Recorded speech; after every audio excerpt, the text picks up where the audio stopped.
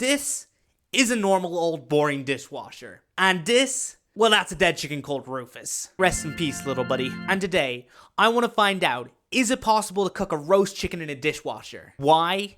Good question. Dishwashers, well, they naturally clean themselves in every cycle. So if I can cook a full-on roast chicken, I never have to cook in an oven again. I mean, if it doesn't work, what's the harm in trying?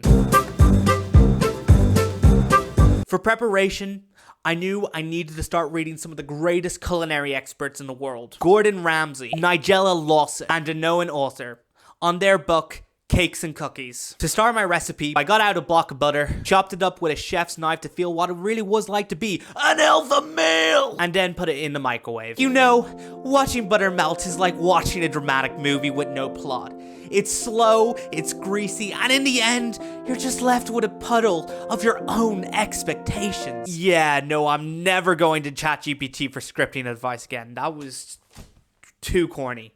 Too corny. Intuition kicked in of my finger painting skills, and my god, let me tell you, if I did not feel like a modern day Da Vinci. Next, it was seasoning time. From looking at my diverse rack of spices, I thought it would be a good idea to use the chicken seasoning. It had chicken in the title, but it also looked very colorful. So it was literally the best of both worlds. So I dumped all the seasoning over Rufus the chicken and massaged it in like a proud thigh masseuse. Due to dishwashers using water in their technology, I thought it would be a good idea to put Rufus in a plastic bag, and finally, it was ready to cook. I put Rufus in his final resting place. The timer was set to cook at the highest temperature for the next 12 hours. And all I had to do was wait before finally I'd be able to eat some sweet, succulent, soapy chicken. I got up early the next morning, opened the gates of heaven, and what the f is that? Something went wrong. I had to surgically remove Rufus from the plastic bag. Weird slime started to get all over my hands. Accepting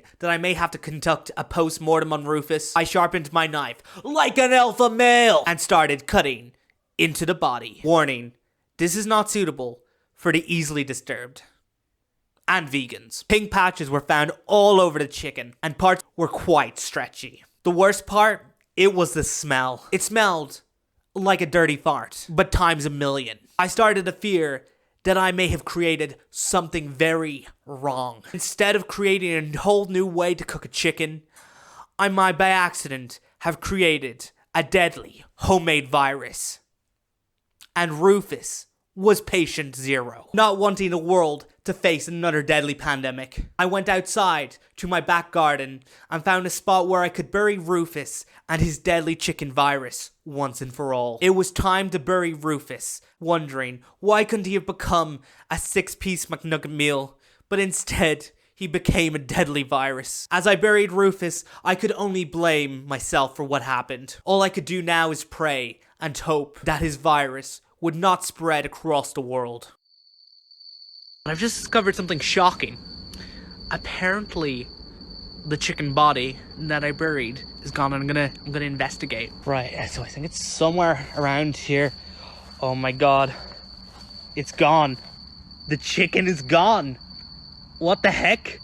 Someone dug up my chicken and took it. Now, what are my suspicions? Could it be the Russians? Could it be the North Koreans? The government, you know? Did they discover something from this video? Possibly. Possibly. They might have figured out I was onto something, because this is big, people. This is really big, but there's something going on. There's a mystery afoot, and I'm gonna get to the bottom of it. Okay, peace.